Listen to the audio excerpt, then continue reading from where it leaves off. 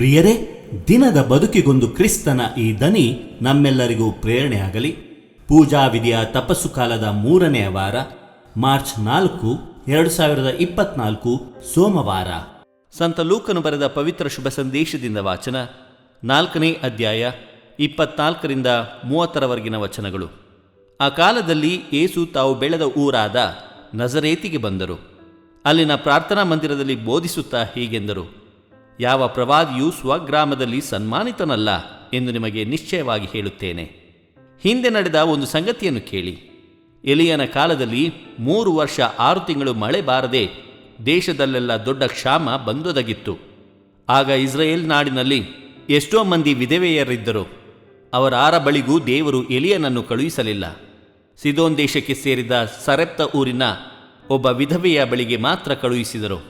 ಅಂತೆಯೇ ಎಲೀಷನೆಂಬ ಪ್ರವಾದಿಯ ಕಾಲದಲ್ಲಿ ಇಸ್ರಾಯೇಲ್ ನಾಡಿನಲ್ಲಿ ಅನೇಕ ಕುಷ್ಠರೋಗಿಗಳು ಇದ್ದರು. ಅವರಲ್ಲಿ ಸಿರಿಯ ದೇಶದ ನಾಮಾನನ್ನು ಬಿಟ್ಟು ಮಿಕ್ಕ ಯಾರೂ ಗುಣಮುಖರಾಗಲಿಲ್ಲ ಎಂದು ಹೇಳಿದರು. ಇದನ್ನು ಕೇಳಿ ಪ್ರಾರ್ಥನಾ ಮಂದಿರದಲ್ಲಿದ್ದ ಎಲ್ಲರೂ ಕಡುಗೋಪಗೊಂಡರು.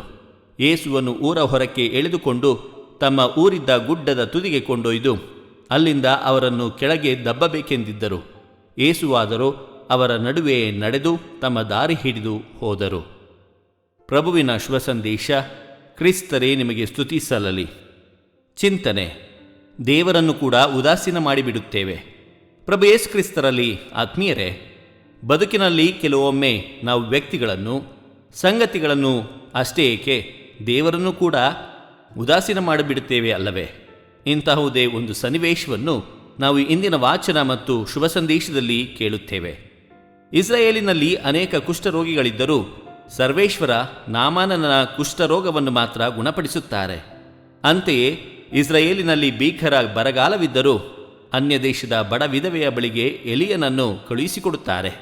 ಈ 2 ವಾಚನಗಳು ಇಸ್ರಾಯೇಲಿನಲ್ಲಿ ಹೇಗೆ ಸರ್ವೇಶ್ವರ ಸ್ವಾಮಿಯನ್ನು ಆ ಜನರು ಉದಾಸೀನ ಮಾಡಿದ್ದರು ಮತ್ತು ಹೇಗೆ ಪರಕೀಯರು ತಮ್ಮ ವಿಶ್ವಾಸದಿಂದ ಸರ್ವೇಶ್ವರ ಸ್ವಾಮಿಯ ಕರುಣೆಗೆ ಪಾತ್ರರಾದರು ಎಂಬುದನ್ನು ತೋರಿಸಿವೆ.